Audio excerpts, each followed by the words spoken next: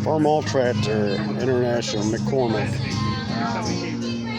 See, babe, this is for your PTO. It's where you hook up your deck for like the cut or whatever, cut lawn. What the old man behind me used to say that he had his own point, I don't know. If he wasn't here in the winter, he'd always do it outside the sport. There's no. But then, like I said, they all of them passed out and jacked up on the floor. So they put them in the dire nursing home, and I don't. The truck hasn't moved. I've looked in the back gate and it's not locked. The bolt's still like a basketball. Like bolts back up. Ain't no cameras.